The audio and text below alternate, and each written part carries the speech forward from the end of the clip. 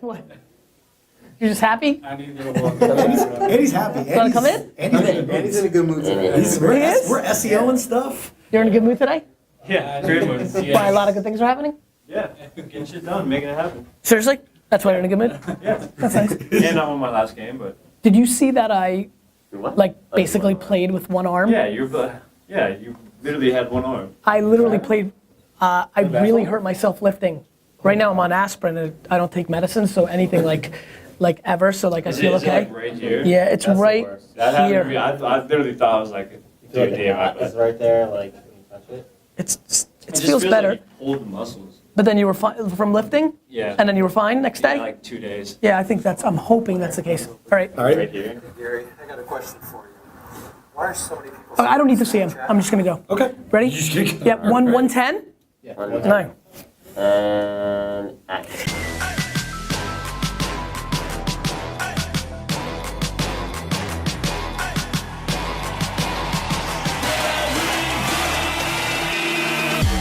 You ask questions, and I answer them. This is the Ask Gary V Show. On this episode, we talk about why people are scared about Snapchat, we talk ego, and I talk to my future grandchildren. Hey everybody, this is Gary Vaynerchuk, and this is episode 110 of the Ask Gary V Show.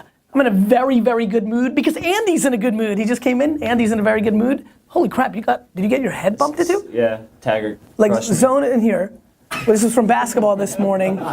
It's amazing. Was that on the last play that ended the that was game? game point. You won the game on that play. I'm impressed with you. I like Andy. AJ got married this weekend. It was tremendous. That was massively enjoyable. One of the best weekends of my entire life. I'm in good spirits. There's a ton of good stuff going on with business. I'm extremely fired up for the Ask Gary V show and the podcast. You've been noticing, if you're paying attention, over the last 2 or 3 days, I've been really pushing the podcast. I've decided that I want to shoot up the rankings on the iTunes score. Number 14 today? 13 in the business section. I want to be number 1. But Ferris is going to own that. He's like all in. And the video siphons. I noticed in a lot of the comments, people are going to the video because I get it. Super attractive, very charismatic on video. I get that, but really want to give a huge shout out to everybody who's listening right now in a commute, and more importantly, Vayner Nation, serious right hook alert. D-Rock, do something, right hook alert, like make something so I can start doing that more often. Vayner Nation, serious right hook alert. Even if you're not gonna listen to it, I'll take the download because I'm hacking. I want to shoot up the ranks because the discovery for people seeing me who don't know who I am, which is, believe it or not, 99% of the world, is an opportunity there, and so I'm enjoying that. I'm also very seriously considering answering a unique question every single episode exclusively to the podcast first. It'd be good because for the people, then they don't have to listen through the whole thing, so maybe we do it first. Maybe I start the show with like, maybe even before the intro, D-Rock, I'm like, here's the exclusive answer. This way for the people that are really hardcore, that want to hear every goddamn answer, they can just listen to that part on the podcast and then move on with their merry way if they're video watching. So a little hacking going on my end. My Instagram game is up, 106,000 followers right now. Serious, excited about that. And just really fired up about the show, really enjoying the process. You guys know I love the journey. So many new fans popping up because of this show. And that's super humbling and I appreciate it. So big shout out, leave in the comments on YouTube and Facebook if you are somebody who just discovered my content in the last 6 months or less. I'd like to triple down on my thank yous and appreciation. And all you OGs, you know how much love I have for you, but would love to give a little emoji high five to some new peeps.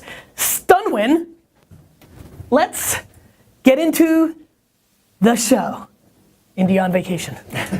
This is old school. It's a throwback Tuesday with Steve asking the questions. Let's go.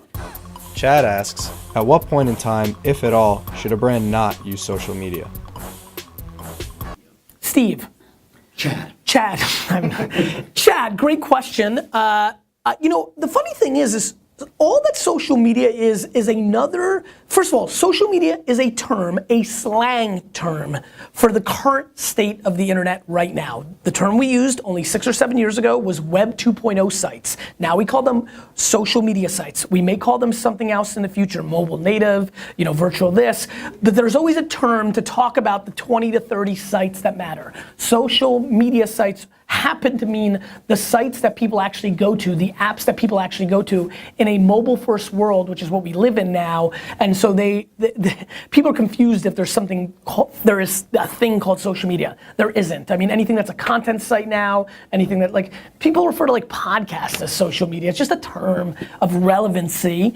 And so it's a communication portal, right? And there's some high-end brands that think if they're on Twitter or Snapchat or Instagram or Facebook that they cheapen their brand equity. I would say Apple, right? Apple is a brand that does very little. I still think they're doing basically nothing on social, or at least definitely not on Twitter, I don't think, right? So, look, do I think that there's a place where brands should not do it? Only if it's a shtick. If it's a very well thought out, we are so exclusive, we're going against the grain, and they make it part of their overall thing, that they emphasize in other channels of communication their lack of being there. It may position to a small group that is anti-establishment, that they think that's cool, and so, but more and more what people need to recognize is that social media is going through a legitimacy curve right now. Over the next 5 to 10 years, this will be the establishment. Facebook and Twitter and I don't know about Twitter, I'm worried about Facebook and Instagram and Snapchat. They're gonna be the establishment. It's like banner ads or the internet itself. It's just gonna be the establishment, my friends. And so I think eventually that's going to run out. It's if you wanna sell something, you need to be able to communicate to the world. And if everybody's eyes and ears are in a certain place called the internet, I think you need to be there. And I think you have a tough argument to justify the upside versus the downside of not communicating in the portals where people are living. Ben. Oh, I know Ben Phillips. Hey Gary, I got a question for you.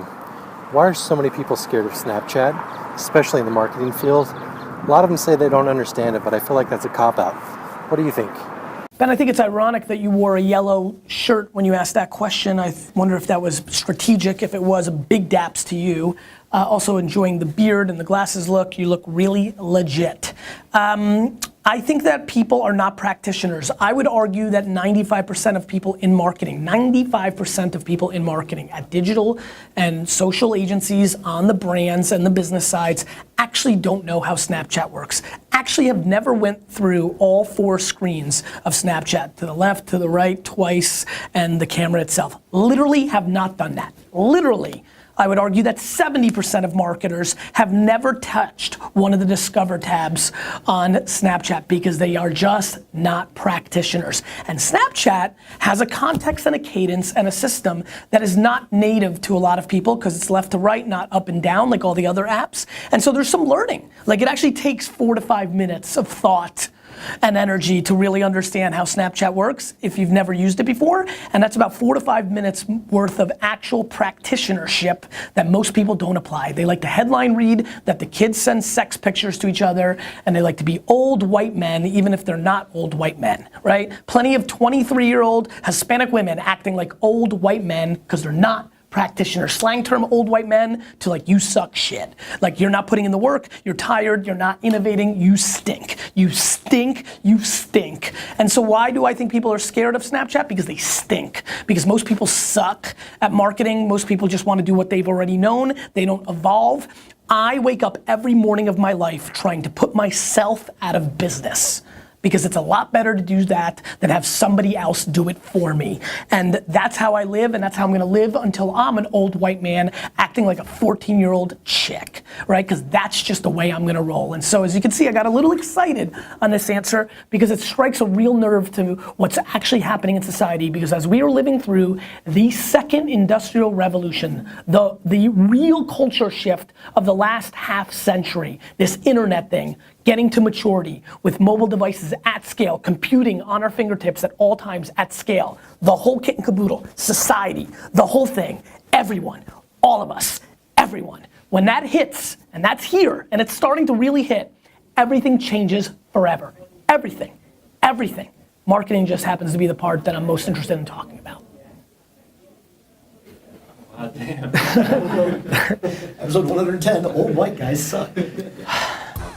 Mike wants to know, are you building an ecosystem or an ecosystem?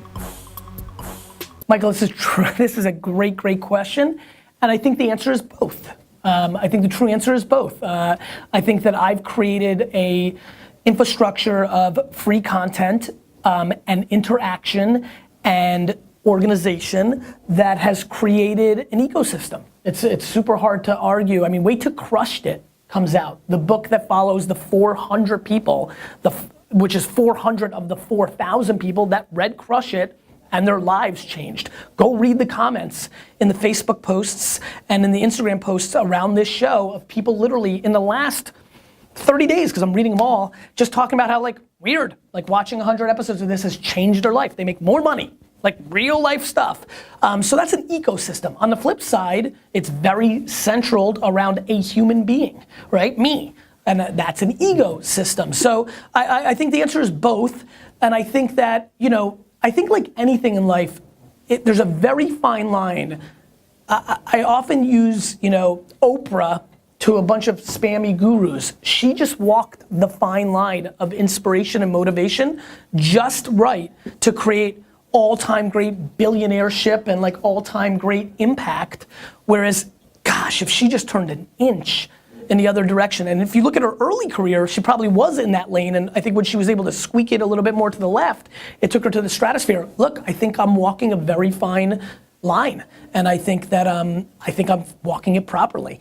And I think I believe that because I just clearly know myself best and know my motivations, and I think that if you were to intimately look under the hood of my actions and career, you would see all the dollars I'm leaving on the table, which I think usually tend to be the motivator that forces people to get on the wrong side of the road of this ego system that you talk about. And so I think the answer is both. I very much thrive off the attention, the pressure, the admiration, the trolling and hating. It's all part of it. And I think I'm capable and have broad enough shoulders and puffy enough chests to be able to deal with it. And so the answer is both. And I think done right, done properly by all standards of a 7-person jury, I think it's the way to pull off great legacy, and that's what I'm trying to do. What do you think, Steve? I agree. Seriously? Yeah. Good. All right. Thanks. Andrew wants to know, do you see skill sharing and teaching people skills as an alternative to education coming up in the sharing economy? Andrew, I do. Very simply, the answer is yes. Very simply, I believe the internet is going to squeeze everything in the middle that doesn't provide value out of business over a 100-year period. And so everything's in the middle, really, between you and a thing.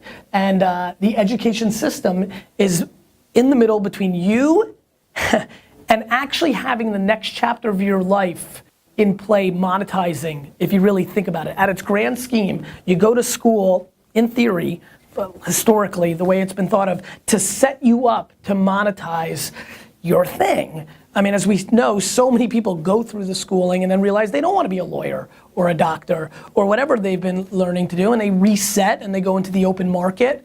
I think that needs to be thought about. I think that needs to really be thought about, and we've never lived in a time where, I mean, look, guys, at 30 years old, I began the first seed of thought that I should speak to the world about something. That happened to be wine at the time.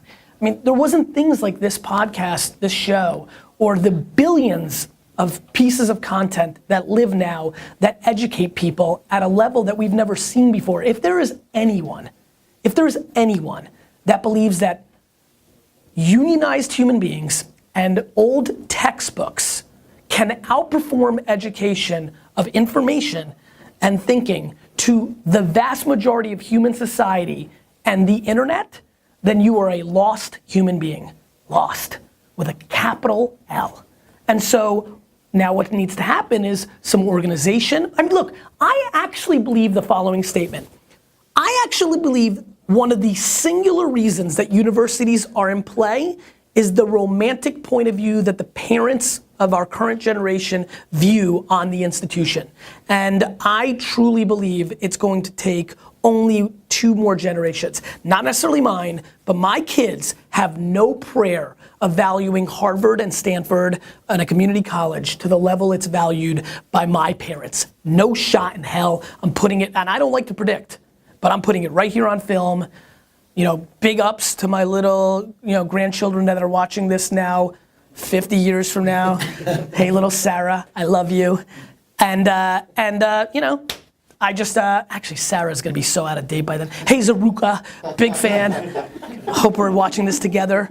And so, I think that, the Skillshares, the Khan Academies, the endless content on YouTube, the podcasts, the tremendous impact that all the content that's living right now is having on the younger generation and how they will think that right now we have 15-year-olds that think their 2 cents on every thought are public domain, that they need to add their 2 cents. What do you think when they become educated through school and not school, what they're gonna share and how it's just gonna be so much information. Plus, our system right now is so predicated on teaching our kids to memorize something and then regurgitate it a couple of weeks later in a world where all that information is at their fingertips.